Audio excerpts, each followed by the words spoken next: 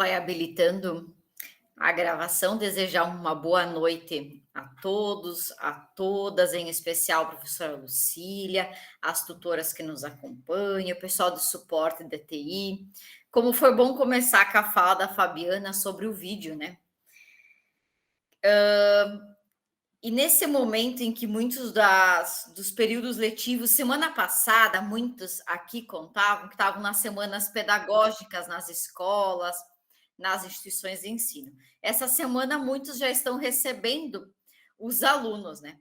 Quando a gente começa um ano letivo, ele vem com expectativas, sejam nossas, da família e sejam também dos alunos da instituição.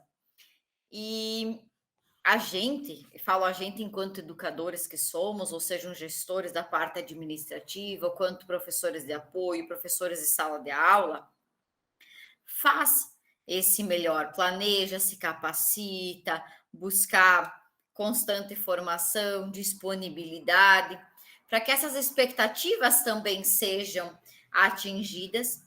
E nessas expectativas existem coisas tangíveis, realizáveis, e coisas que às vezes a gente não consegue realizar sozinhos, ou no coletivo, às vezes demandam recursos financeiros e muitas das outras coisas.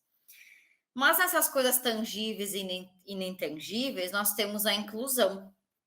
E que nesse momento de abertura das nossas escolas para os alunos, nesse momento de período letivo que se inicia, o quanto é importante a gente olhar para aquele aluno que chega, olhar para o espaço que nós temos, as nossas escolas, ouvir e acolher a sua família, mas ele é um aluno, ele é um ser humano, com as peculiaridades, com as características, com a deficiência, mas ele é um aluno. O bem receber esse aluno nesse momento, o ouvir essa família, é de grande importância para esse início desse ano letivo.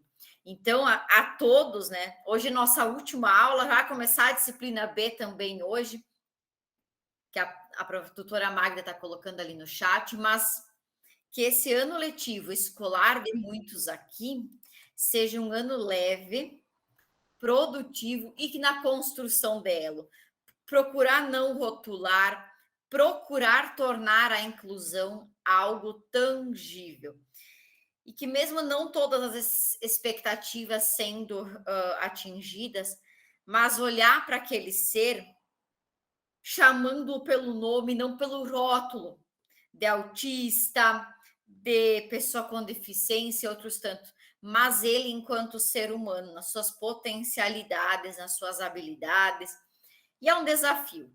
E quando a gente parte para um desafio, a gente já foi nessas 4 aulas traçando um panorama de desafio histórico, desde os primórdios da época das cavernas, depois a gente passou para períodos de institucionalização dessas pessoas, das deficiências, também de sacrifícios e tudo mais. Horas a gente foi para inserção, mesmo nas escolas comuns, então eles eram retirados, colocados em salas à parte. E hoje, com a Lei Brasileira de Inclusão, com a Política Nacional de Inclusão, nessa era dos anos 2000, pós-LDB de 96, nós inauguramos um país inclusivo. Teve um programa governamental que ele está em vigência hoje em partes dele, mas não como uma grande política pública, que foi o Viver Sem Limites. Ele trouxe excertos da legislação para a educação, mas ele abriu grandes portas para as pessoas com deficiência no que tange saúde, seguridade social e emprego.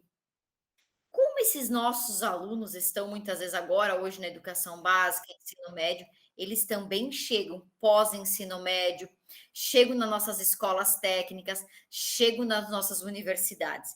Então, também carece de pesquisa, de olhar, de atenção a pessoa, o aluno com deficiência fora da educação básica.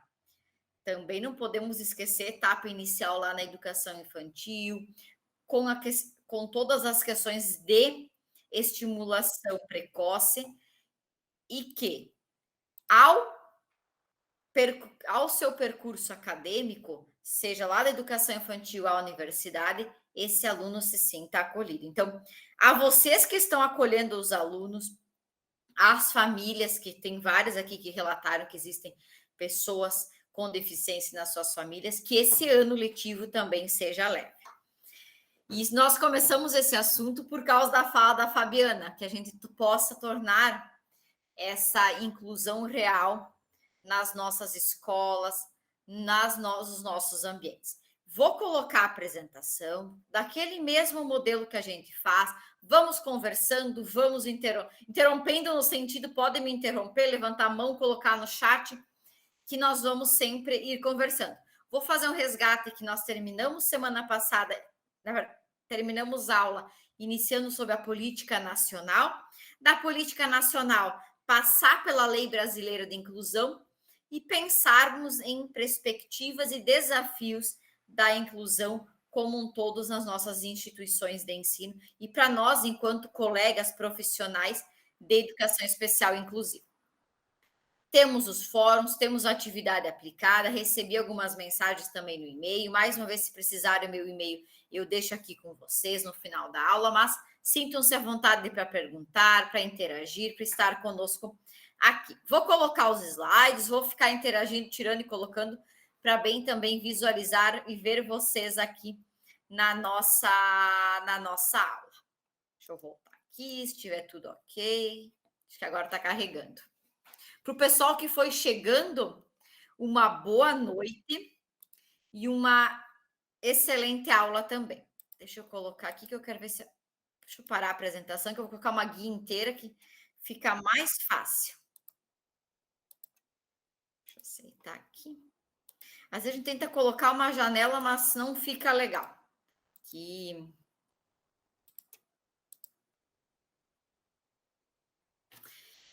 Então, semana passada a gente fez um pequeno trecho do Brasil como um país inclusivo, onde a gente traçou, verificou algumas das importantes construções legais acerca da inclusão, mas mais especificamente da Constituição Federal aos dias atuais. As questões de legislação, elas são sempre densas, porque elas envolvem, além de conceitos, elas envolvem um panorama político, histórico e de luta. Então, conhecer e saber de onde veio a legislação, qual é o conceito que ela defende, nós vamos permear um cenário que envolve vários atores, vários sujeitos, e esse cenário é cheio de disputas. Por que eu venho falar nessa questão de disputas? Porque é um dos desafios acerca da inclusão também. Quando nós buscamos essas nomenclaturas, seja de pessoa com deficiência, pessoa com necessidades de educação específicas, pessoa portadora de deficiência, ou aqueles outros termos que a gente vem abolindo, até mesmo das falas coloquiais, tudo isso foi transformação histórica, política e social. Entender que o ser com deficiência, o sujeito, a pessoa com deficiência, não é um ser isolado, que existem barreiras na sociedade e que essa sociedade, que a deficiência é um conceito social e múltiplo, é o que faz as nossas legislações, as nossas políticas públicas se implementarem e tomarem face. Existe um projeto que é colocado por nós, então, em ação. Então, educação inclusiva, desafios, limites e perspectivas. Deixa eu passar o primeiro aqui.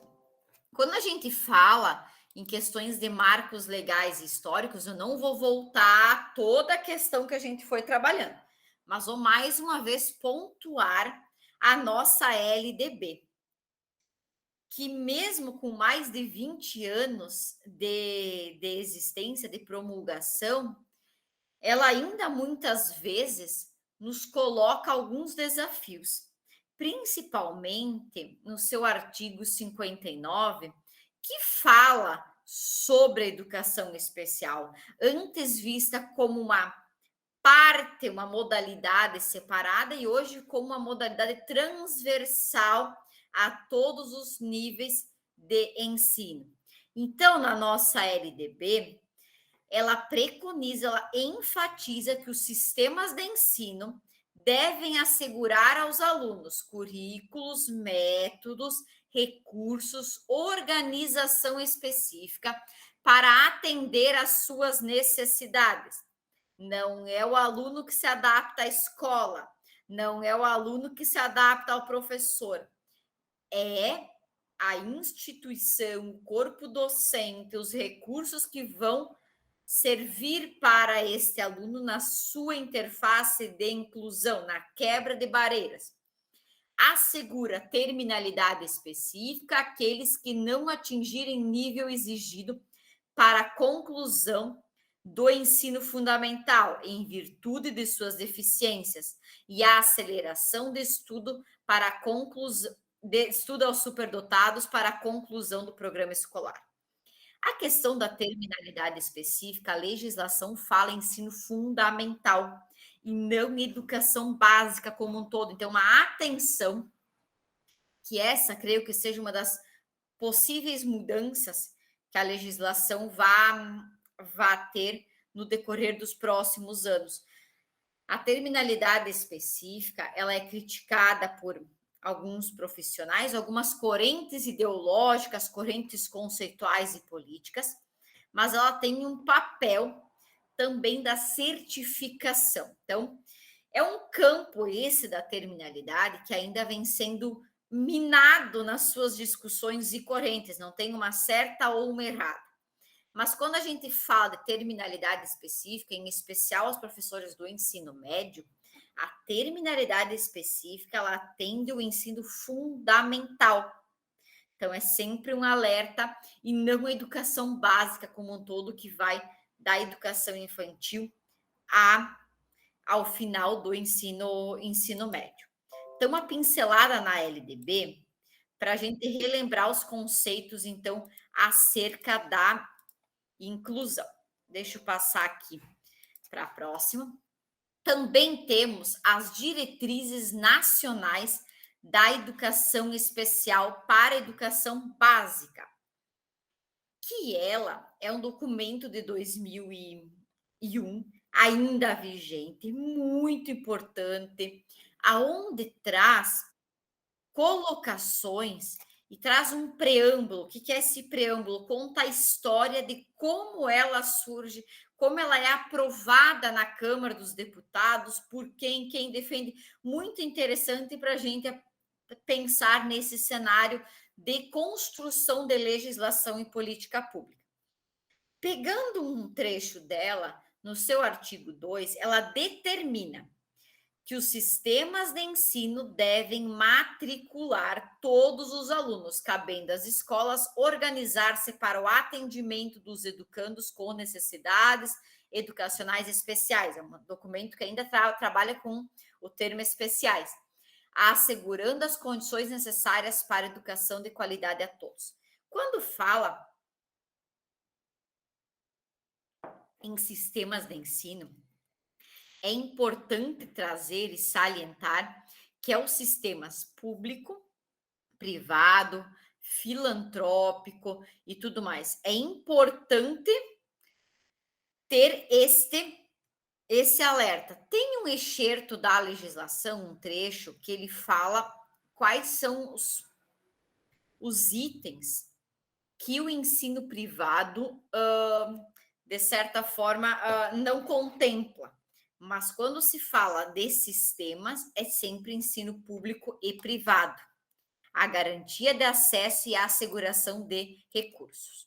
Chegando agora à nossa política nacional de educação especial, na perspectiva da educação inclusiva, é importante salientar que a política, ela possui um objetivo maior de assegurar que a inclusão escolar dos alunos com deficiência transtornos globais do desenvolvimento, altas habilidades e superdotação, orientando os sistemas de ensino para garantir. Na política, nós temos o público-alvo da educação especial inclusiva no país muito bem desenhado, muito bem elucidado. Ela traz um histórico de dados, ela está nos materiais complementares.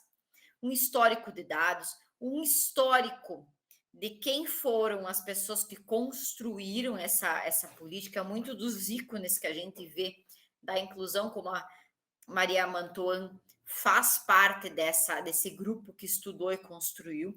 Ela traz um cenário numérico de pessoas com deficiências no país nesse período histórico. Então, hoje, esses dados numéricos, segundo o censo, devem nos revelar vários outros números. E depois ela traça os objetivos, as estratégias e foca nas modalidades, nos níveis, seja na educação infantil, na educação básica, educação infantil, no ensino fundamental, no ensino médio, educação profissional científica e tecnológica, ensino superior, e traz um panorama, então, da construção dessa deficiência nos espaços escolares. Então, é um documento muito importante. Tem muitas aqui que nós estávamos conversando até acerca de concurso no e-mail essa semana.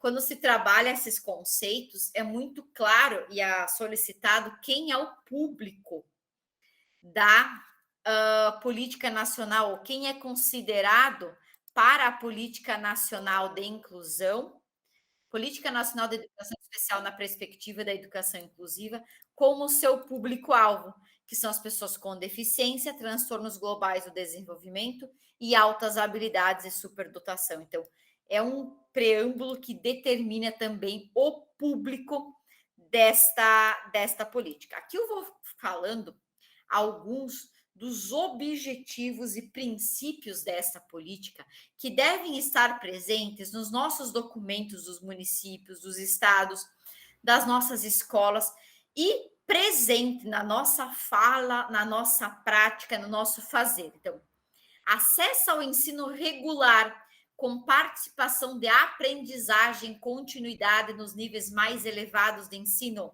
Não adianta só garantir acesso obrigatório por lei. É preciso a participação desse sujeito com deficiência nos processos escolares e a garantia de subsídios para que ele vá avançando no seu percurso, inclusive pós-ensino médio. A transversalidade da educação especial, desde a educação infantil até o ensino superior, respeitando as peculiaridades de idade, respeitando as peculiaridades de cada modalidade. Para o ensino superior, nós temos até algumas regras no que tange questões de cotas, as questões de participação em ensino, pesquisa e extensão, as questões de acesso e regras para as provas de vestibular. Na educação infantil, então, nós temos a estimulação precoce. Então, respeitar as peculiaridades e estudar a transversalidade da educação especial e não isolar a educação especial. Existe a modalidade da educação infantil e a modalidade da educação especial, mas elas se intercalam na transversalidade, uma anda junto com a outra e não de forma separada. Transversal significa junto. A oferta de atendimento educacional especializado, e isso é o nosso objetivo aqui. A política, mesmo criada em 2008, ainda não atingiu seus plenos objetivos. Que a oferta, para ter a oferta de atendimento e educação especializado, nós precisamos ter formação de profissionais.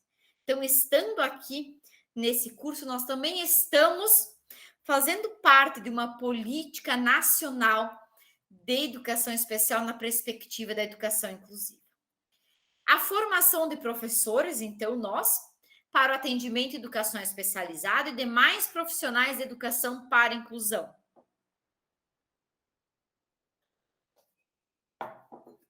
Vamos pensar também nos demais profissionais. O professor sozinho não abraça de todas as formas a inclusão.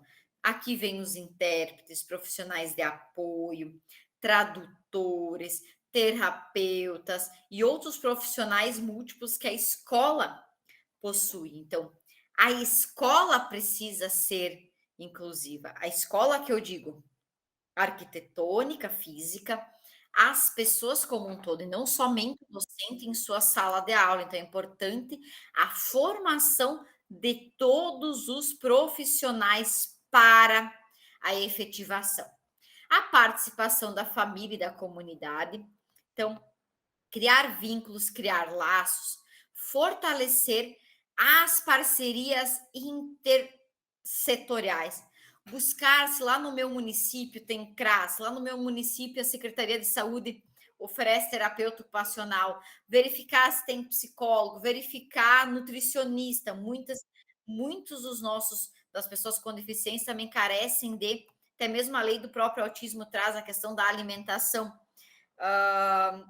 como um direito da alimentação adequada e necessária. Então, buscar parcerias intersetoriais. Se lá na minha cidade, no município próximo, tem um instituto federal, buscar parceria para as tecnologias assistivas, construção e uso, buscar cursos de formação nas diferentes áreas, Libras, tradução de Braille, uso de softwares e assim por diante. Então, não ter a educação, quando falam setor educação, separado e desconectado com os demais.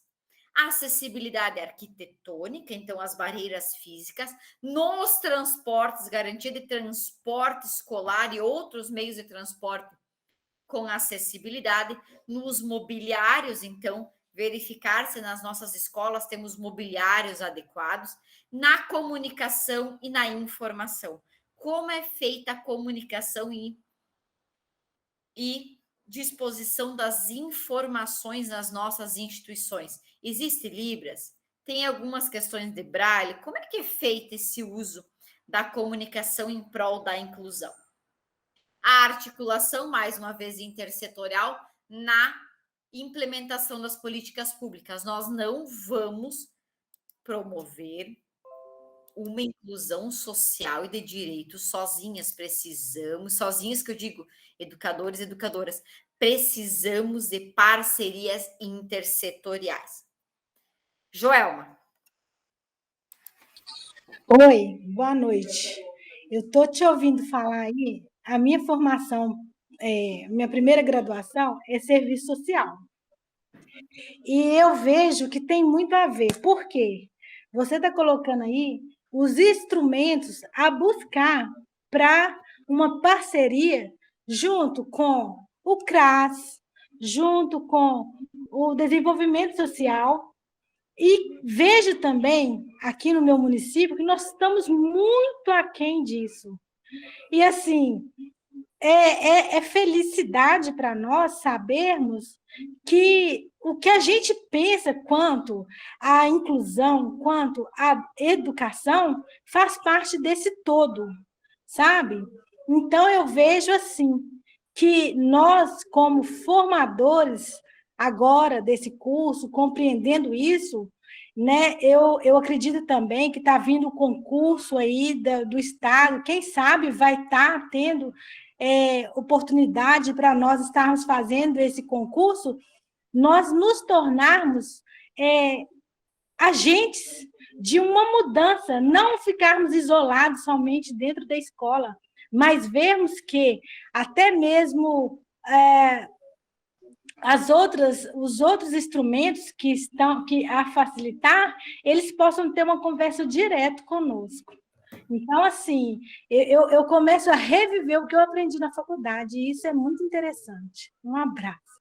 Joelma, que bom te ouvir. Quando tu fala nessa parceria, até agora eu vou usar o serviço social aqui, é até mesmo numa busca e indicação das questões de direito dessas pessoas. Muitos não sabem da questão dos próprios benefícios de seguridade social, de cotas em ambiente de trabalho, Então, a gente precisa buscar parcerias e articulações. Essa questão do fomento e busca de parcerias é uma das atribuições do profissional de AE, segundo diretrizes e normas do profissional, que a gente vocês vão ver no decorrer de cada uma das disciplinas. Então, não é crítica de forma alguma a nós profissionais da educação, mas nós precisamos olhar além dos muros da nossa escola, porque esse aluno, ele é um ser social, é um ser que transita. Nós somos seres sociais que transitamos, seja nos ambientes de lazer, de saúde, de moradia. Então, buscar essas parcerias e não estar isolado na construção de uma inclusão, de uma plena quebra de barreiras sociais, é o nosso papel também. Aqui a Maria das Dores traz que no IFNMG existe em cada campus o núcleo de atendimento aos discentes com necessidades específicas. Sim, aos NAPNES ou NAIS, que surgiram em 2005, ainda muito antes da criação dos IFES, por uma política chamada TecNep, onde implementou na rede de educação profissional, científica e tecnológica os NAPNES. Hoje, no meu IFE que eu trabalho, Maria das Dores é NAI, eu ainda chamo NAPNE, né? Mas é um importante núcleo interdisciplinar, multidisciplinar, que trabalha em prol da inclusão nas nossas instituições. Então, conhecer o trabalho, ver fora da escola uma outra instituição, Minas Gerais é o estado que mais tem universidades e campos de institutos federais, dos mais variados. Nas regiões mais próximas, verificar quais os cursos, como é o trabalho dos NAPNES e estabelecer parcerias. Parcerias de formação, parceria de troca de materiais e assim por diante. O Gilton também traz que a escola é bem adaptada, porém, até o ano passado tinha pouca procura. Esse ano temos recebido muitos alunos. Cada ano que se inicia, ano letivo, mais e mais alunos com necessidades educacionais específicas chegam às nossas instituições de ensino. Isso é uma grande alegria, porque quer dizer que o acesso está sendo garantido, certo? Não podemos negar isso, acesso ao ensino regular garantido. Agora, nós temos que sempre olhar para que o percurso acadêmico, eu falo muito acadêmico por conta da vivência, mas o percurso escolar desse aluno tenha êxito e que ele avance conforme as políticas nos mais variados níveis de ensino. Vanusa. Boa noite, professora. Boa noite. Eu não sou professora de apoio, eu sou professora regente, mas eu tenho vários alunos que têm laudo. Esse ano aumentou bastante, principalmente na esfera municipal. E eles começam o ano sendo professor de apoio. Bem, quando a gente vai fazer, e é uma coisa assim que me preocupa muito, essa questão deles, dos colegas. Só um minutinho, deixa eu colocar a tomada aqui que minha bateria está querendo acabar. Fica tranquilo. Só um minutinho. Acontece. Eu até já deixo o meu conectado, mesmo com bateria, durante a aula, para não sair correndo, para não perder vocês. É que me pegou de surpresa aqui.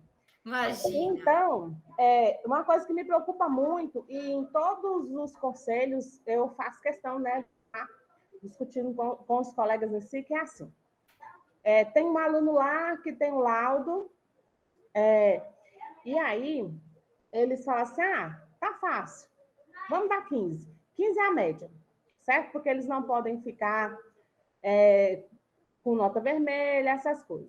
E eu sou bem contra esse negócio de dar a média assim, sem avaliar o aluno, porque tem aluno que ele tem o laudo, mas ele tem capacidade de avançar, ele tem capacidade de fazer as tarefas direitinho. E aí, eu não sei o que foi que aconteceu, né? Em que momento, né, que a sociedade se acostumou a isso, mesmo que ele é frequente, ele faça todas as atividades, o pessoal vai lá e coloca 15 no boletim, porque tem laudo. E é assim, mesmo antes de eu fazer essa especialização, é uma coisa que eu sempre vinha discutindo com os colegas. Você ou os colegas já perceberam esse mesmo tipo de problema? Ou então, assim, quando chega, igual o meu menino mesmo, ele tem laudo.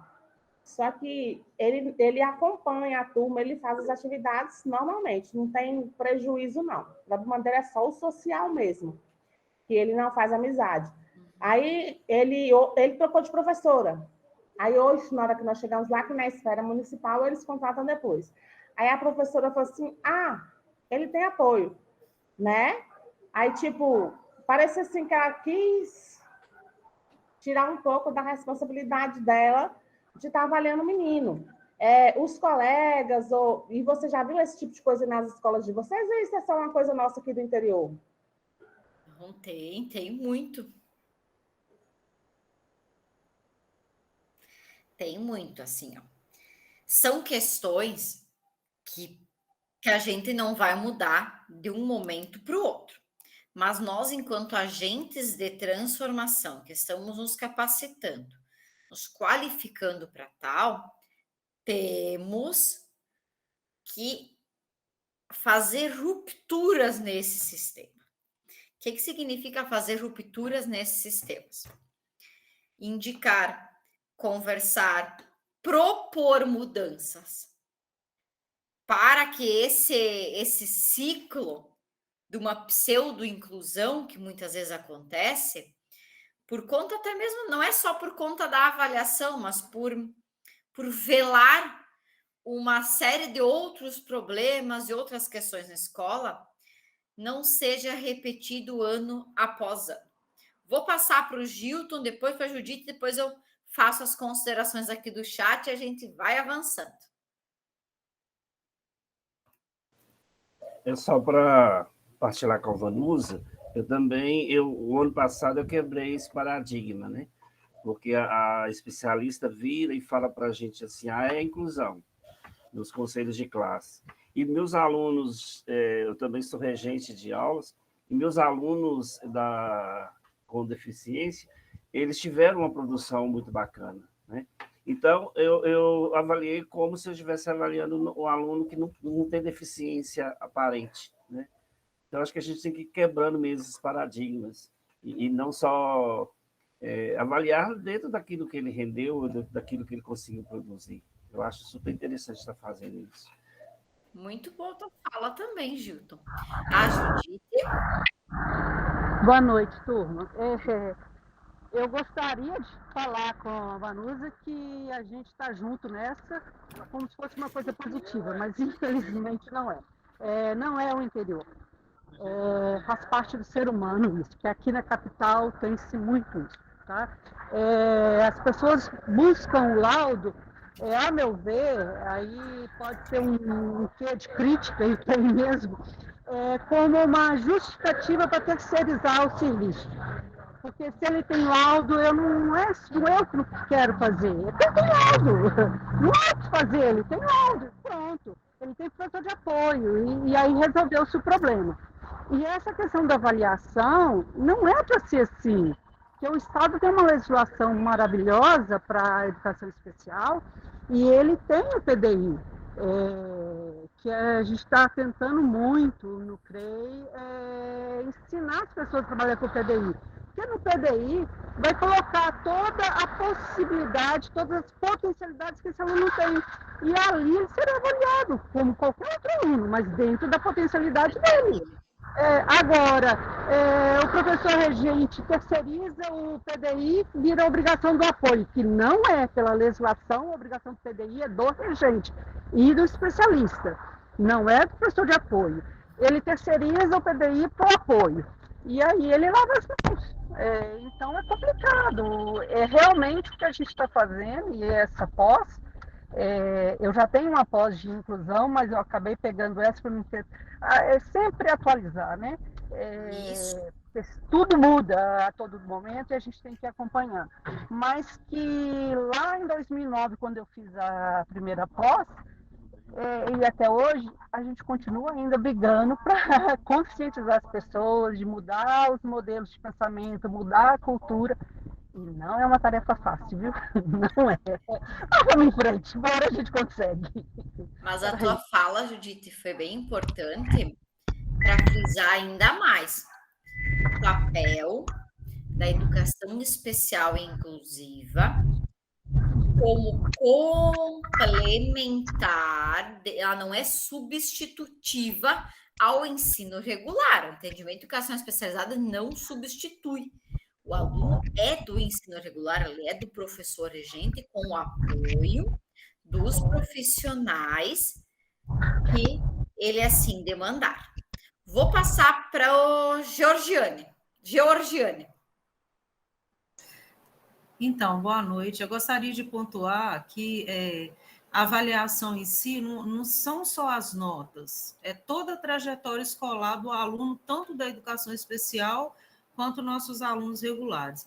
Eu também queria falar, assim, da minha realidade aqui do meu município, aqui em Resplendor, Minas Gerais, porque, assim, a gente sabe que a lei é tudo muito perfeito, né? Tudo assim, o ideal, né? Que deveria ser, mas na prática a gente sabe que não é bem assim. Então, assim, eu penso, fiquei imaginando aqui a realidade da minha escola.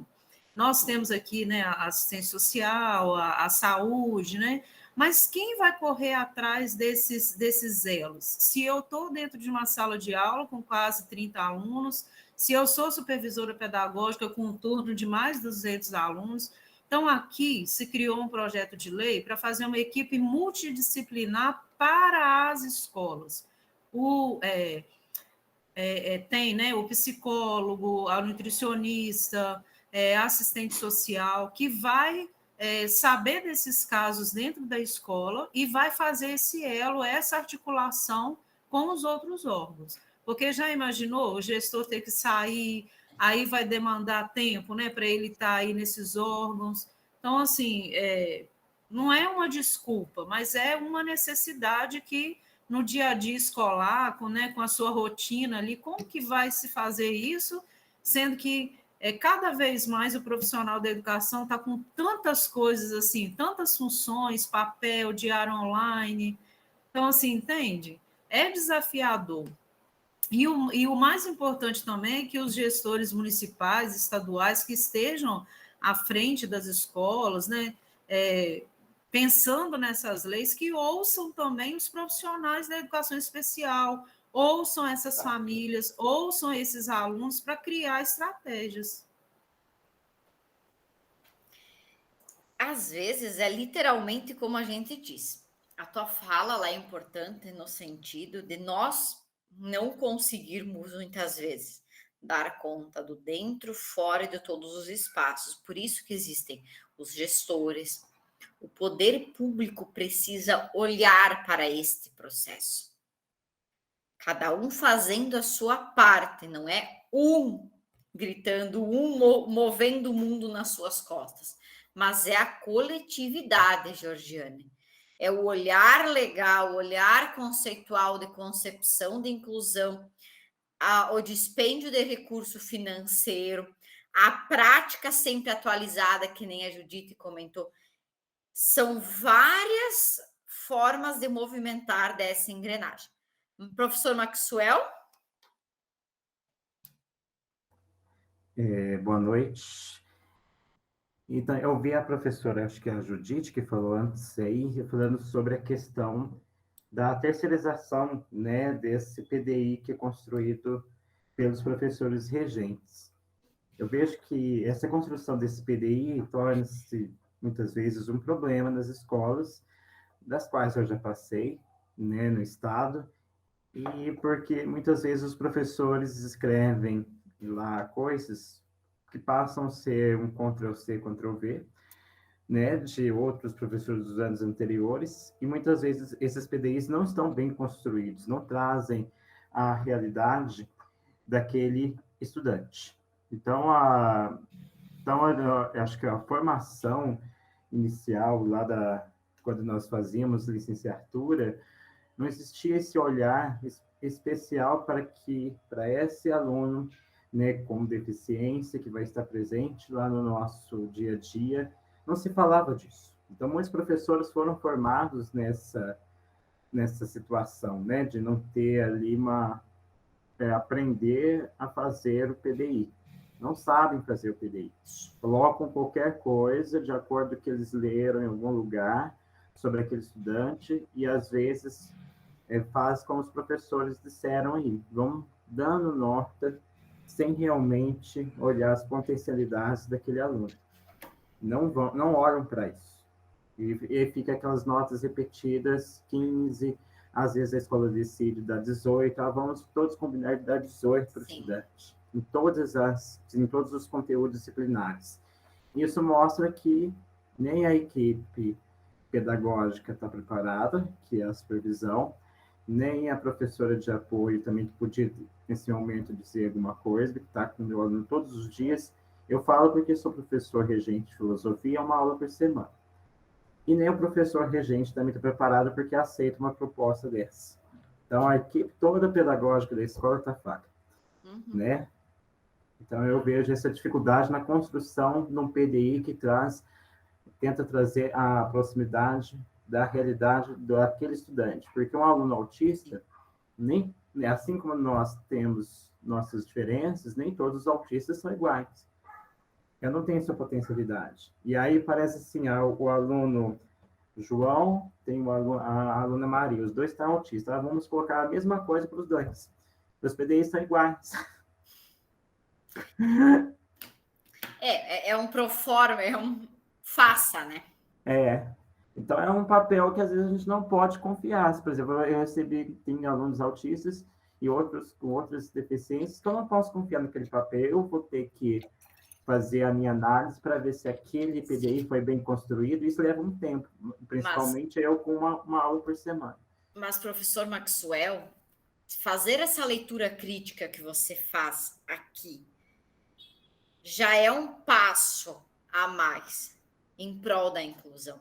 Reconhecer aquele documento não como um fim, como um meio, que ele envolve. Agora eu vou puxar todos os comentários em relação, antes de passar para a Elione, sobre a avaliação aqui do chat. O problema não é a avaliação.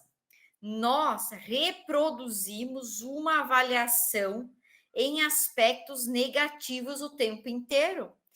Quando nós chegamos lá, várias colegas aqui são concursados, já passaram por pós, aqui mesmo na pós vai ter as provas e tudo mais. Quando se fala quando se fala em avaliação, qual que é a conotação que a gente dá para essa palavra? Estou sendo avaliada, eu vou focar no problema. Eu sou chamado para ouvir uma reclamação. Eu sou posto à prova e tenho que fazer aquilo mas pensar na avaliação como processual, contínua, não só uma questão de nota, um único instrumento, as potencialidades, as habilidades, que é o grande desafio. Tirar do momento da avaliação do conselho final, ou seja, outros conselhos, como um momento de julgamento. A avaliação não é o momento do juízo final ali. Ela deve ser, sim, um momento de discussão acerca, mas é um ponto muito latente nas nossas escolas e que implica, sim, na prática de inclusão. Então, olhar a avaliação como processual e contínua, cumulativa, que nem traz a LDB, vai contribuir, sim, para o nosso processo de inclusão. Elione?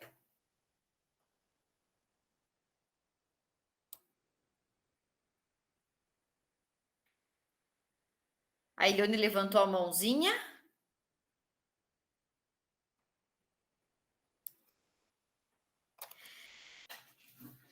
Tem um comentário, deixa eu voltar aqui, porque tem um subindo, descendo, então são vários. Mas em relação às escolas... Oi, tudo bom? Eu tive um probleminha aqui na internet, que por isso que eu estou Fica ouvindo você. tranquila, bem tranquila mesmo.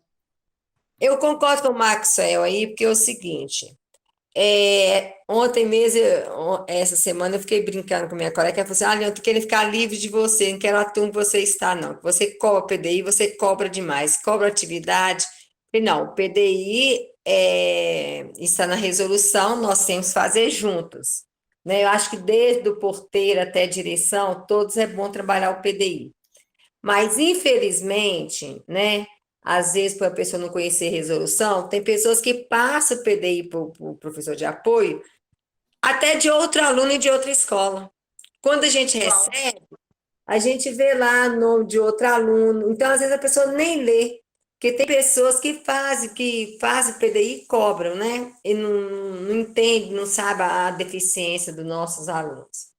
Então, o PDI, realmente, a gente tem que pedir ajuda quando a gente não sabe fazer, porque o primeiro ano que eu trabalhei com aluno de deficiência, eu não sabia fazer PDI, e nem a supervisora, que era a primeira vez que estava recebendo aluno com deficiência. Então, nós tínhamos que aprender juntos, diretor, supervisor, regente. Agora, não são todos os regentes, é lógico, né, entre aspas, mas tem regente que eles não querem nem ajudar e nem ouvir o professor de apoio. Igual eu disse, essa semana minha colega falou assim, eu estou correndo de você. Aí eu ri e falei assim, não corre de mim não, que eu vou correr atrás de você onde você estiver. E até achar. E hoje, eu falei assim, acabando, você vai ficar comigo. E olha lá o PDI como você vai fazer, brincando com ela, né? Mas, infelizmente, isso acontece. Alguns regentes não gostam de professor de apoio, acham que a gente está lá vigiando, que vai falar como que eles estão trabalhando, né? E eu acho que todos os regentes, quando tiverem aluno de apoio, eles deveriam pegar os PDIs do ano anterior para conhecer o aluno, conversar com o professor de apoio. E muitas vezes também os gestores não escutam os professores de apoio. Tem reunião sempre, mas ninguém pergunta, e aí, professora especializada de aluno deficiente? Como está a situação? E aí, como está o trabalho? Quando a gente pede uma atividade para nos ajudar adaptada, porque, por exemplo, eu não sei tudo de física, eu não sei de química, Não. Então eu preciso do regente que me ajude para a gente fazer o exercício adaptado juntos, porque quem sabe tudo de matemática? Qual apoio que sabe? Né? Biologia. Então, assim, é um trabalho que a gente tem que fazer em conjunto, em coletivo, para que, né, as coisas andem melhor. Muito boa a tua fala, e eu vou pegar um gancho para responder no sentido de troca de experiências aqui. Em relação à educação do campo, a Política Nacional de Educação Especial na perspectiva da educação inclusiva, a própria LDB também, ela traz as questões da educação do campo com interface na educação especial inclusiva, não só a educação do campo, mas a educação escolas quilombolas e outras tantos por ciclos, outras tantas fases e formas de ser das nossas instituições. A gente sabe, reconhece os diferentes cenários geográficos e que muitas vezes certas regiões são esquecidas nos nossos celeiros de votação, celeiros curais eleitorais, como a história vem inflando nesse poder. Então, eu reconheço, porque venho de um município de 4 mil habitantes, e sei que muitas vezes existem essas diferenças geográficas que interpelam e que muitas vezes impedem que muitas das coisas aconteçam. Mas é preciso a cobrança para com o poder público para que essas políticas sejam efetivadas. Jana Lúcia. Boa noite a todos. Boa noite. Deixa eu te falar uma situação que aconteceu comigo este ano, porque eu sou efetiva de uma escola e trabalho como convocada na outra. e nenhuma delas foram entregues o plano BNCC da turma para os professores. Uhum. E aí, cadê minha pasta? Eu fui e cobrei, falei com o diretor e falei com a supervisora, uai, mas eu também sou professora, eu preciso de estar vendo o planejamento de acordo com o BNCC da turma. Então, a gente mesmo, se a gente não der o grito, a gente também é excluída da parte pedagógica. Então, aí eu fui e dei o grito e tudo. Mas eu vou te falar uma coisa positiva também que eu estou percebendo esse ano. Os professores estão aproximando mais. As aulas estão sendo mais, assim, inclusiva, né? Então, hoje teve uma aula dinâmica muito boa que nem precisou de estar mexendo no planejamento para os alunos adaptar, porque a aula já foi adaptada. Então, a gente também, assim, eu vou te falar, esse ano eu já conversei, acho que eu já conversei com a Elione. Esse ano eu tenho que olhar as coisas positivas, porque está acontecendo muita coisa atropelada, ruim. E a gente, às vezes, passa despercebido um pontinho positivo, né? Então, esse ano é assim, eu estou tão feliz porque das duas escolas que eu estou, os professores estão assim aproximando, eles estão querendo saber, e tive reunião e eu já falei que na sala de aula, o aluno de apoio é do professor regente, a gente está ali em parceria, né? Eu conheço as deficiências, mas estou ali cada dia aprendendo e repassando esse conhecimento e compartilhando, né, com todos da escola, porque a partir do momento que o aluno entra na escola, ele é de todos, De ele não é todos. só do apoio.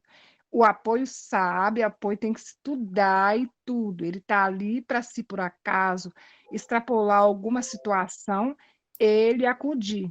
Mas o aluno, ele não é do professor apoio, ele é de todos. E o professor de apoio está ali para fazer jus à lei e fazer jus aos direitos daquele aluno, que a minha voz, às vezes,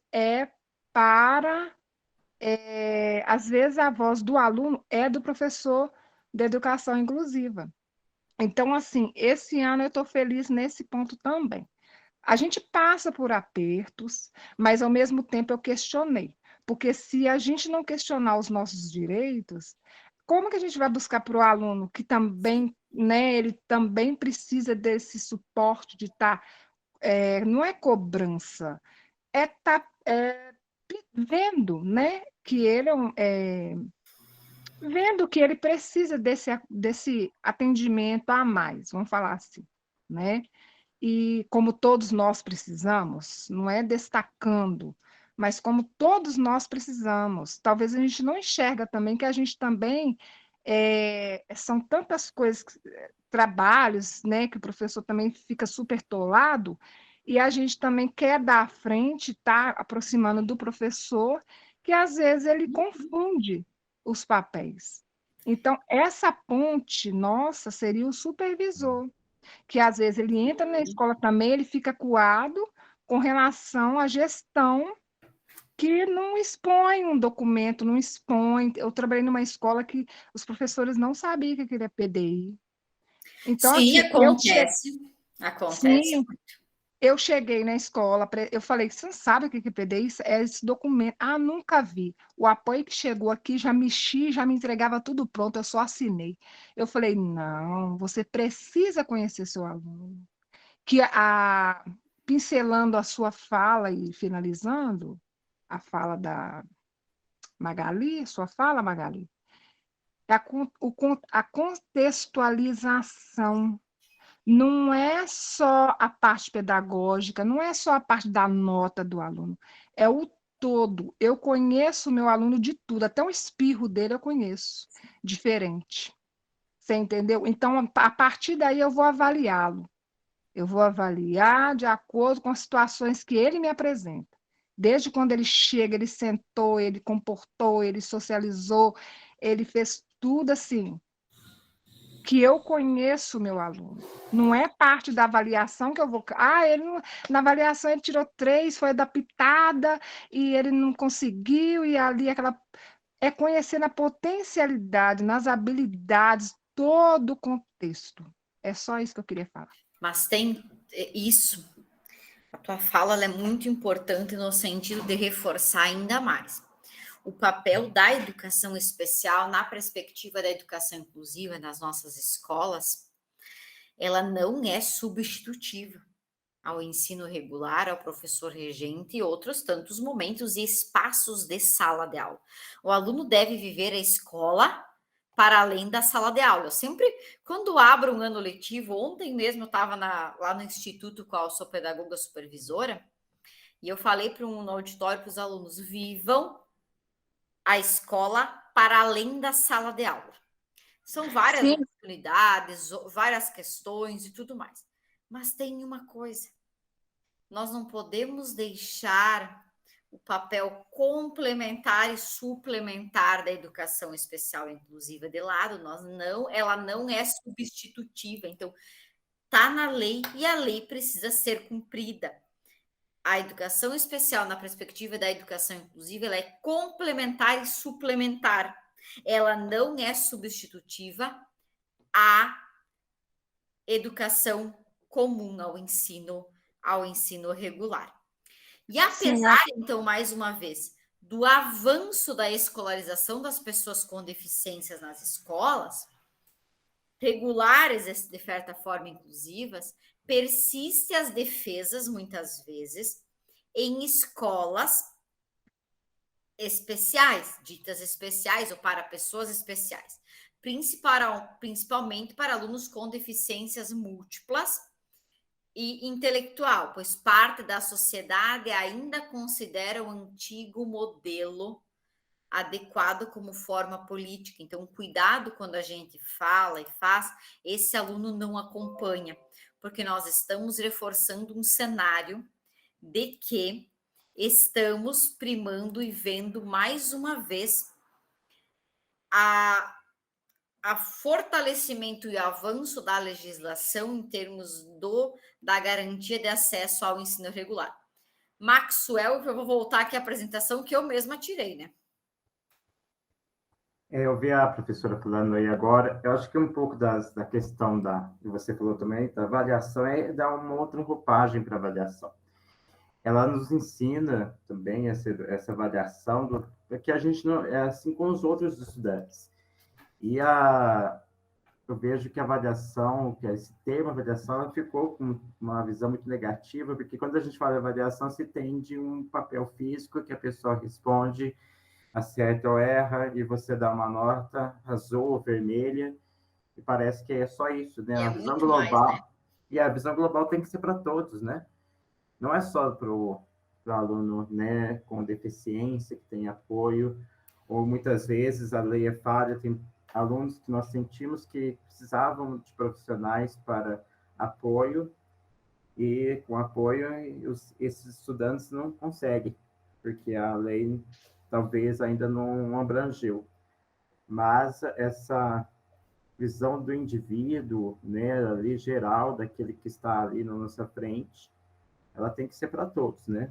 E o professor, às vezes, não sabe avaliar nem mesmo o aluno que não tem apoio, que está ali, e às vezes a gente vê pela própria, né, jeito do professor trabalhar, às vezes não condiz nem mais com a nova educação. Então, ele realmente precisa de formação, está defasado, às vezes, muito que está naquele sistema ainda antigo.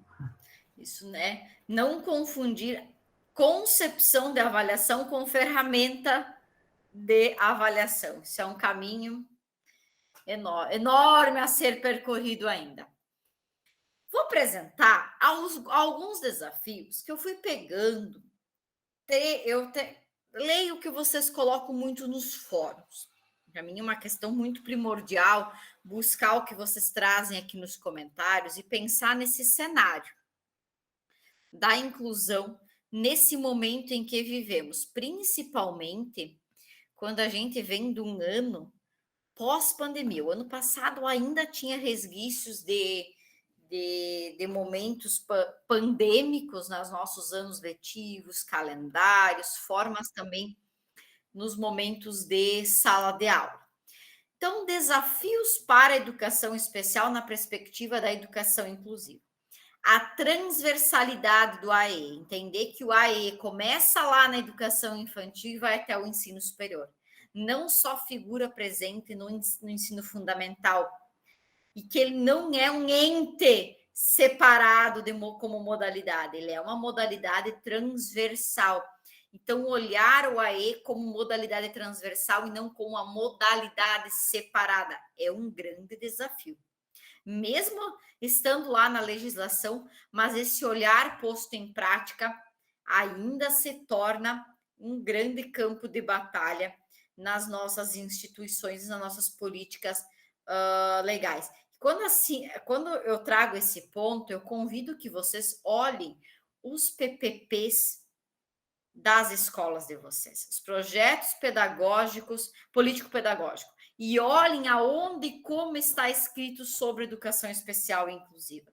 Se é como transversal, se aparece essa palavra, se aparece como modalidade, convido vocês a fazerem essa análise crítica enquanto desafio aqui da transversalidade do AE no ensino regular. O acompanhamento e monitoramento de acesso e permanência dos alunos na escola. Quando eu falo agora alunos com deficiência. Quantos são? Onde estão? Essa é uma pergunta. A própria política traz um cenário, lá de 2008. O censo vai nos ilustrar um cenário.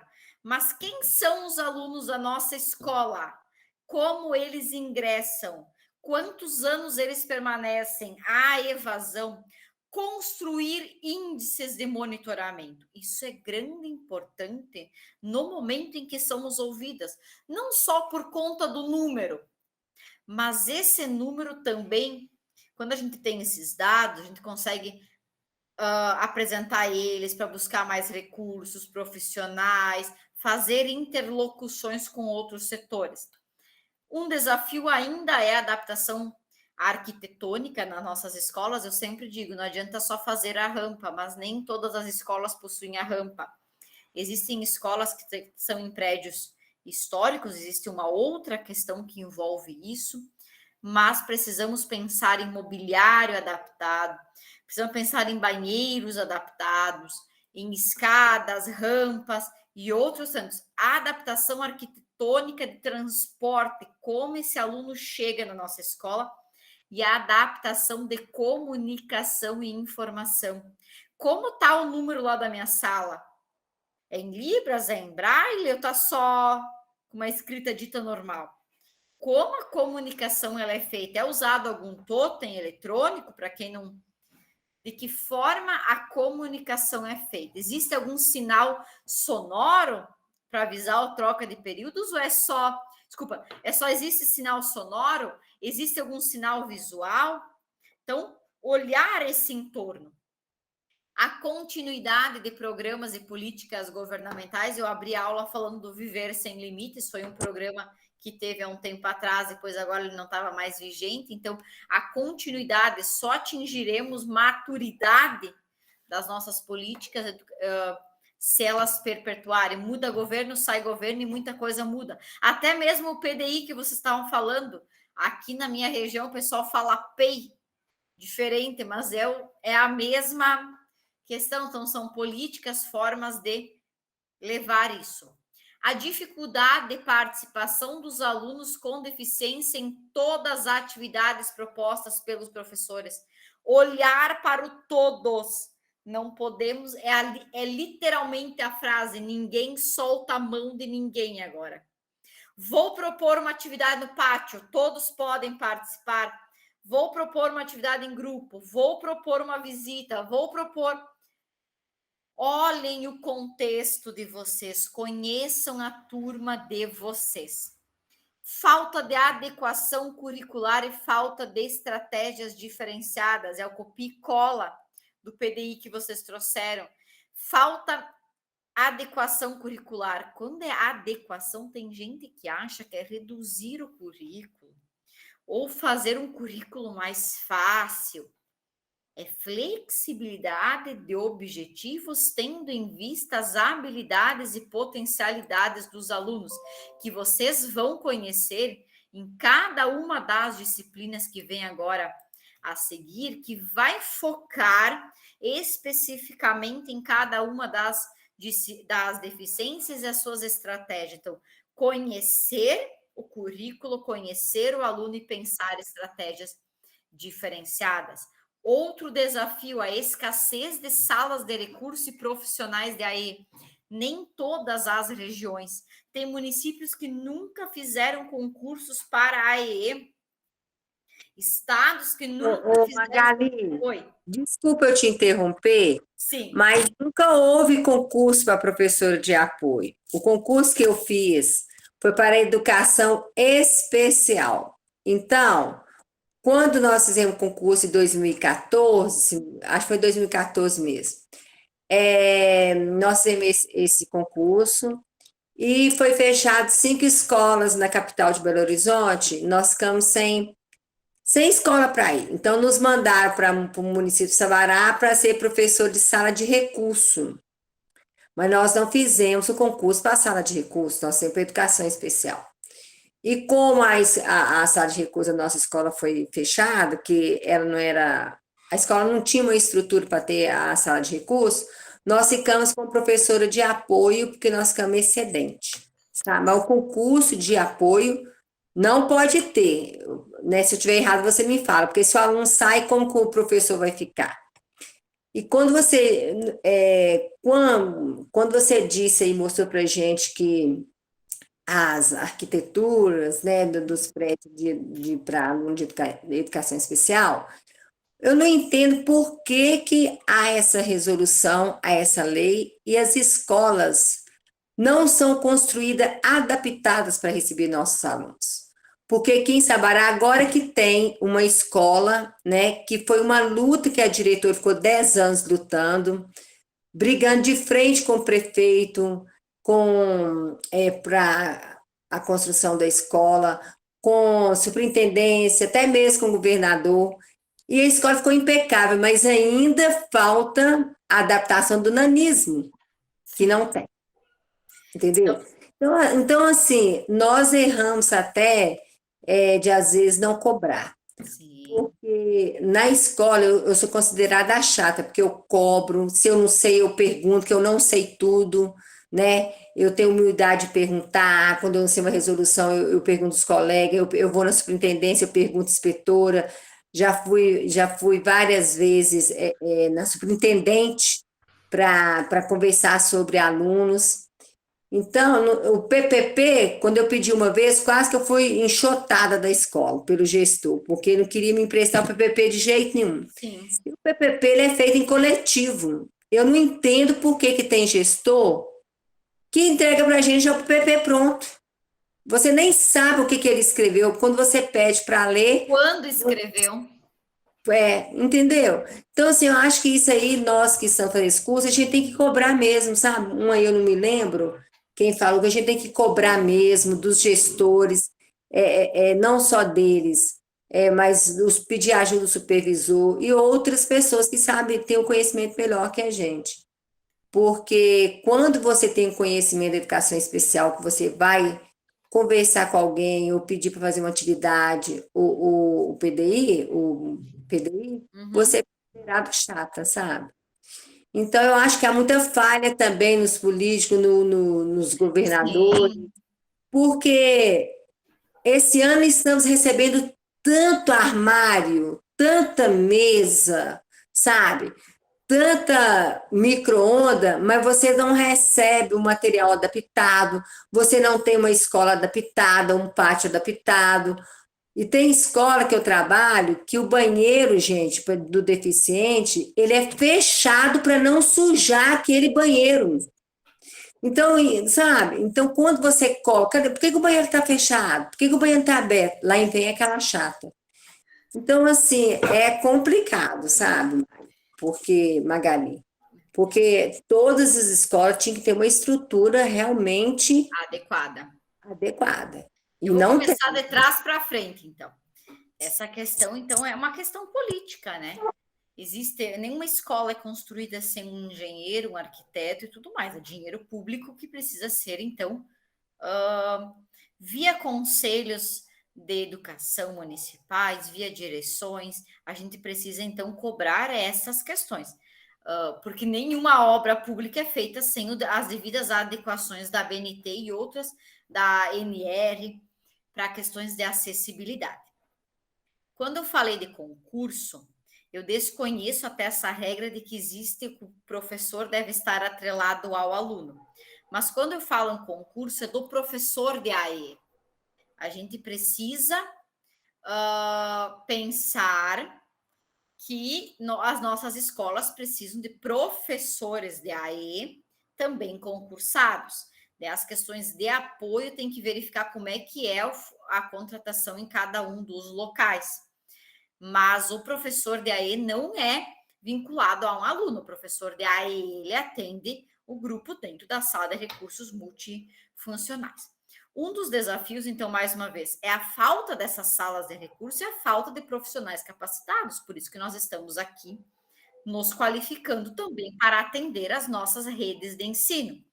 Dificuldade, então, da formação continuada, não só em nível de pós-graduação, mas cursos de formação continuada que atendam às necessidades dos professores, da comunidade.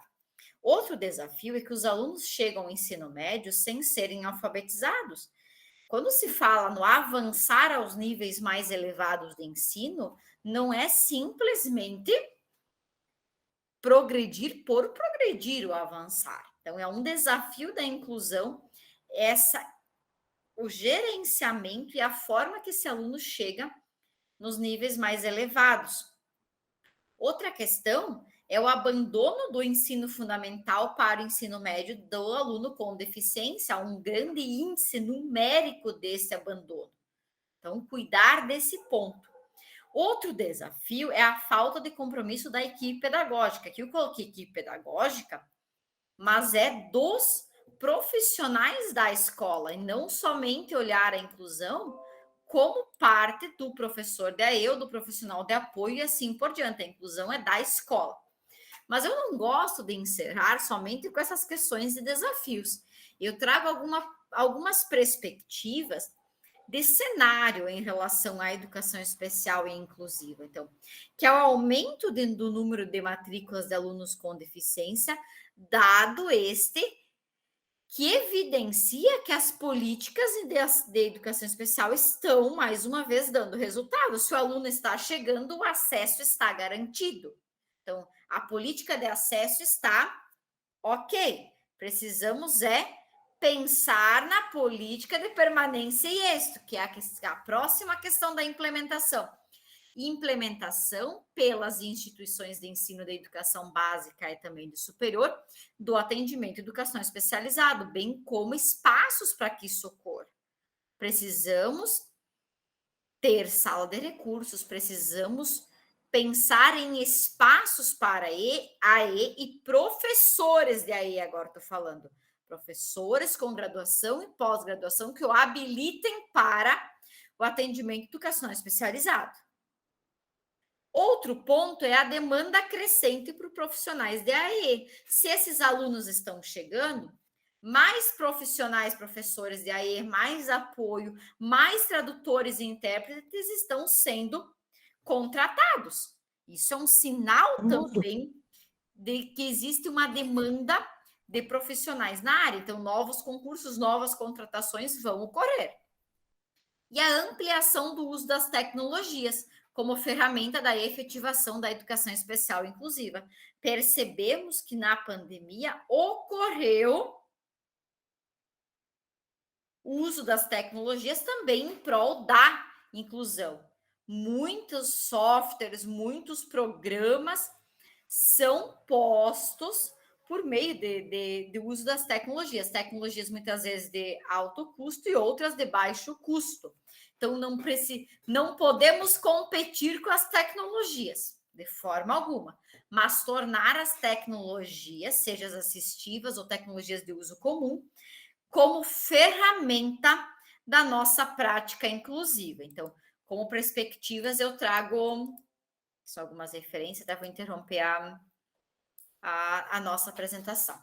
E a partir desses desafios, dessas perspectivas, desses cenários e contextos que vocês trazem, cada um no seu município, cada um na sua escola, cada um no seu sistema, fica o alerta e o compromisso aqui de que a inclusão, ela é social. O que eu quero dizer com social? Que essa pessoa transita em vários espaços, a pessoa com deficiência, que essa pessoa é um sujeito de direitos e que essa pessoa, historicamente, veio muitas vezes sendo anulada por barreiras que essa sociedade impõe, seja barreiras arquitetônicas, seja atitudinais, de transporte, de comunicação. Então, precisamos lutar pela quebra de barreiras e principalmente as atitudinais no nosso meio, no nosso convívio, no nosso ser. E buscar capacitação, formação inicial e continuada, fazer uma crítica sempre construtiva, no sentido de construir. O PPP não fala da educação especial inclusiva, de que forma eu, enquanto profissional, e agora falo enquanto colega, profissionais de AE, vamos contribuir. Vamos fazer essa leitura crítica nesse PDI, vamos construir uma fórmula de PDI novo. Então, assim, precisamos nos posicionar histórica, politicamente e academicamente, que eu trago conceitual. Ter a legislação, como um colega diz, como cartilha embaixo do braço, e ter ela como aporte, não como concorrente, mas ela como um alicerce nessa questão da cobrança e na efetivação. Não é uma tarefa fácil. Essa disciplina, inicialmente, ela veio dar uma abertura do que é o ser pessoa com deficiência na sua constituição histórica, política, filosófica, de desafios. As próximas que virão vão abordar cada uma dos elos ali das deficiências específicas, sejam sensoriais, dos transtornos, das tecnologias assistivas, os processos de aprendizagem, e que quando a gente vá conhecer cada uma delas, a gente reflita que não é só um CID, que não é só um rótulo, que existe um ser social constituído de habilidades, potencialidades, e que está nas nossas escolas, chegando essa semana para um novo ano letivo, para um novo ciclo. Primar para que esse acesso seja sempre garantido, mas mais ainda, que o percurso escolar dele seja efetivado em sua permanência e êxito. Eu vou voltar com vocês para a disciplina de transtornos globais de desenvolvimento, que creio que seja entre abril ou maio. Vocês têm o meu contato, a gente vai traçando várias... tem mais as avaliações da disciplina, tem fórum essa semana, tem atividade aplicada, e eu agradeço. A questão do TDAH como transtorno específico, eu vou trazer junto com fazer um paralelo desses transtornos junto com o TGD. Mas se tu precisar de algum material, de algum texto, eu vou deixar mais uma vez o meu e-mail aqui, Fabiana, para a gente ir trocando sobre esse ponto. Magali, deixa eu só Oi. pontuar uma coisa que, voltando ao PPP, Sim. eu acho o PPP um documento muito importante, que ele engloba a escola como um todo. E a gente, eu já cobrei o PPP, me deram uma parte. E assim, como que você vai saber um registro tão importante? Como é que eu posso te falar? Outro colega também cobrou, mas aí falou assim: ah, já foi para ser aprovado, já foi para ser avaliado. Você entendeu? Então, sempre tem uma desculpa. Eu acho que o PPP das escolas estaduais deveriam ser investigados se foi realmente feita uma reunião as comissões para estar avaliando esse documento. Esse documento, para mim, era um registro importantíssimo. Sim. Não, ele é importantíssimo e é um documento coletivo construído por todos. Acho que essa é a função dele. Ele é um documento que, por lei, inclusive a própria LDB traz. Por lei, ele é um documento constituído por toda a comunidade. Sim, e simplesmente ele vai pronto, sem você saber nem o que está escrito direito. Você faz parte da instituição, sem. E se alguma coisa compromete a gente ali e a gente nem sabe? Não, eu te entendo. Entendeu? Ah, é difícil, muito fácil, mas não é impossível, né? Não. Ô, Magali, eu Sim. tenho uma dúvida, não sei se vai estar Fica à relacionado. vontade. O aluno, quando ele tem alguma deficiência, ele pode ficar retido na série? Na legislação, que eu digo assim, em termos federais, não existem, mas tem questões do estado e do município que alguns municípios não retêm, mas ele pode ser retido. As diretrizes, esse documento de 2001 que a gente traz aqui, a Política Nacional, a LDB e a Lei Brasileira de Inclusão, elas não retêm, mas precisamos analisar o caso em específico, muitas vezes tem nos próprios municípios e estado. Acho que alguém levantou a mão, estou com as mãos meio abaixada, levantada aqui, a Judite? Sim, Magali, é porque na legislação, na 4256, pode sim, eu tenho 50% do tempo que ele pode ficar retido, mas tem as séries específicas, tá? Aí tem que olhar tem 50% do tempo que pode, mas se eu não me engano é no sexto ou sétimo ano, tem a série lá na 4256 Sim. fala claramente disso, tá? Sim, mas às vezes tem isso. Tem legislações estaduais e municipais que abordam essa temática. A federal não fala na proibição de retenção de forma alguma. Essa daqui, ela é estadual, aí ela abrange para todos nós que estamos fazendo essa pós, porque se a gente está fazendo essa pós é pelo Estado, né? Sim. Então, aí, ele tem sim, tem essa abertura, tá? Só isso. É porque, Judite, aqui no município, um aluno do terceiro ano, ele foi retido. Então, eu fiquei sem entender se pode ser retido ou não. Mas é no município, né? Ele é da rede estadual, né? Eu estou falando do município da minha cidade. Ele ficou retido, e ele é do terceiro ano do ensino médio. Dá uma olhadinha. Se pode ou não, eu ainda não li sobre isso. Não, tem sim. Eu vou dar uma olhada, eu estava até com a resolução aberta aqui, eu vou dar uma olhadinha e te mando aí no chat. Não, perfeito. Tá, obrigada. Eu vou passar para a Divina e depois para a Ana Lúcia, para nós encerrarmos. Com relação ao PDI e essa questão também da retenção do aluno. Me corrijam se eu estiver errada.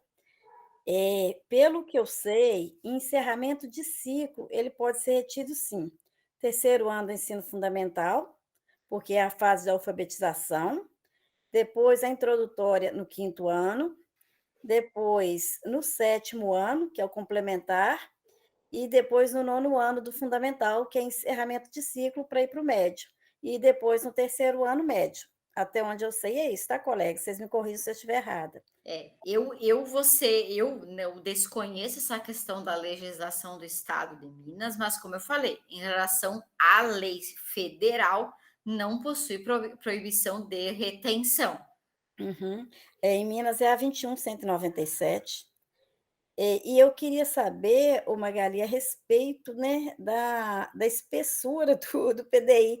Na nossa escola, ele é muito grande, ele é um caderno, Na mas verdade, eu sou um pouco contra essa questão da espessura. E a sim, gente tem que se perguntar o seguinte: ele atende ou não atende à necessidade?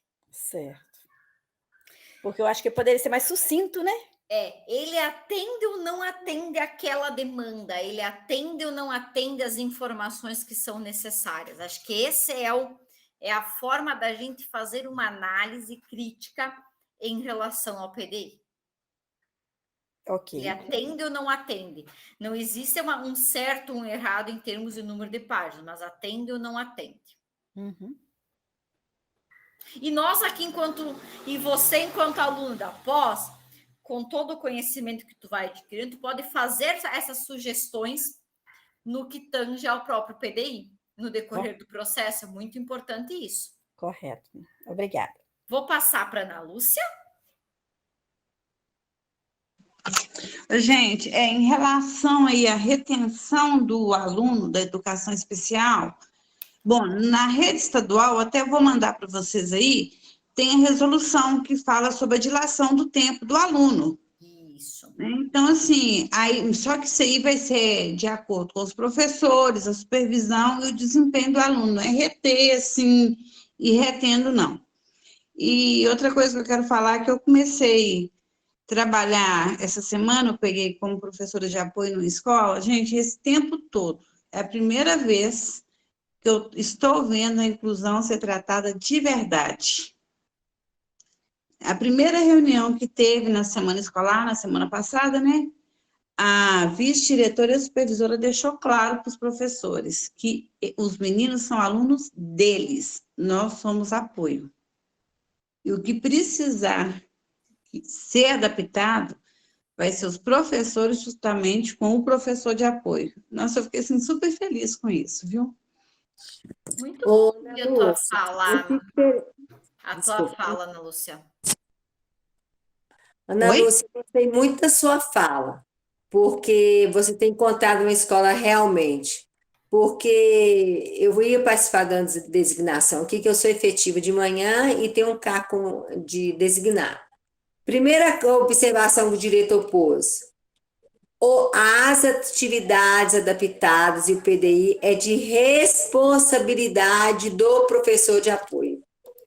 Ele escreveu na observação. Sim. Então, e quando você vai falar com o diretor que não é assim, ele não aceita, porque ele acha que ele, como gestor, que ele que sabe.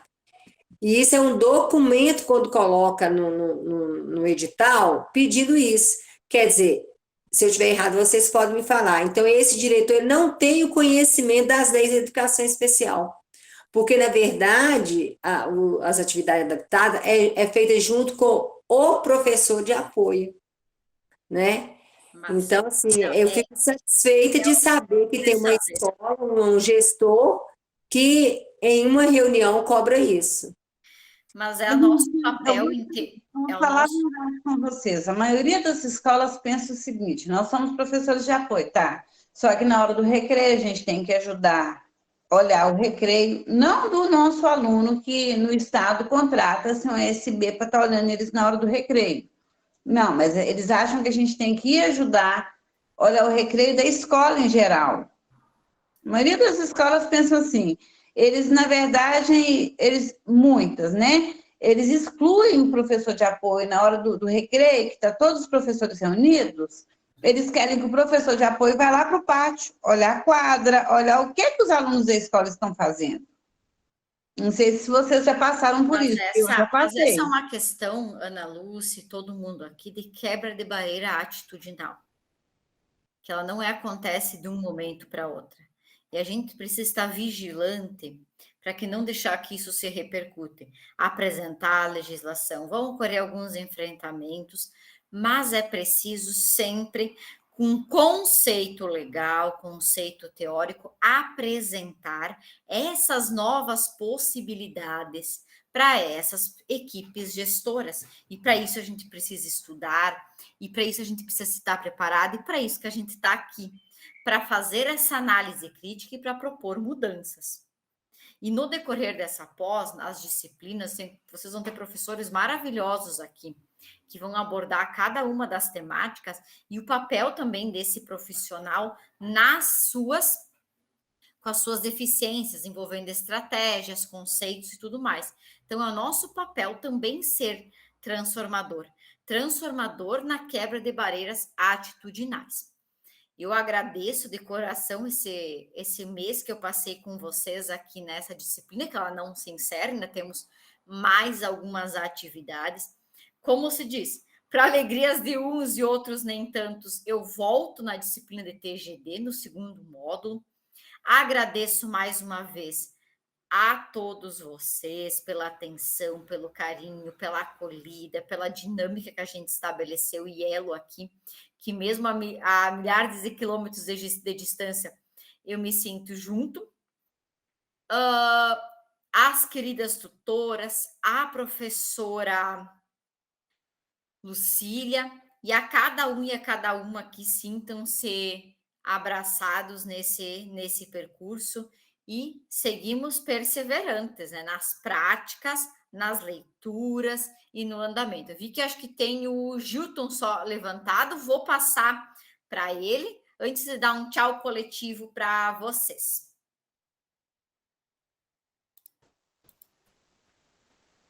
Professora, em nome da turma, eu quero também agradecer a senhora esse acompanhamento nosso, foi muito bom, né?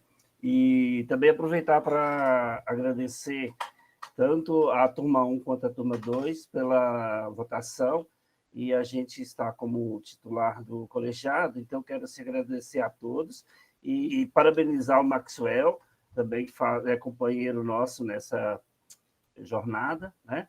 E a Rosiane, que também foi candidata. Então, quero estar cumprimentando todo mundo e agradecer muito a ajuda que a senhora nos deu na aquisição de conhecimento, tá? Muito obrigado. E quando vier a Minas, vai comer o queijo. Pode deixar. Como eu aprendi com o Fábio, que foi o coordenador da pós anterior, sempre aquela função do beijo e um queijo.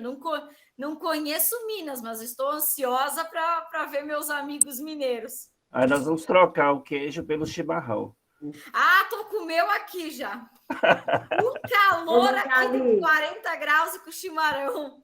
E eu convido você para comer um galopé aqui na minha casa. Eu sou ótima para fazer um galopé. Todo mundo conhece que galopé, né, gente? Ou não? Pode deixar. Eu também quero, viu, Lione? Pode vir. Parabéns para você, viu, Gilson? Obrigado pela força no grupo. Tá, por nada. Ô, professora, galopé, você sabe o que é? Não faço a menor ideia. É galo caipira com pé de porco, rabinho de porco. Não sei se você tem costume de comer isso. Gosto de tudo. Aqui eu vou na minha terra e busco os galos em 7 Lagoas. Aí eu escolho o galo que eu quero. Eles matam, limpam, arrumam tudo na hora. Coisa boa. A gente do interior gosta muito. E o queijo fica por conta do Gilton. Daí cada um se divide. A gente é um coletivo. Mas eu estou muito feliz de estar com vocês aqui. Vocês não... Quero agradecer a Lucila também, gente, por ela estar me ajudando. É a professora do plantão, que uma falou aí que é analfabeta na tecnologia. Eu também sou. Aprendi, foi com esse curso que eu fiquei mais curiosa para mexer, para ter que aprender. Estou vencendo aí as dificuldades na tecnologia. Agradecer a Jana Lúcia, minha colega de trabalho, me ajuda muito na tecnologia também. E estou aprendendo, estou amando o curso, amando a turma. Para mim foi um desafio fazer esse curso por causa da dificuldade da tecnologia que eu tenho. E estou aprendendo, todo dia eu aprendo um pouquinho. Coisa boa.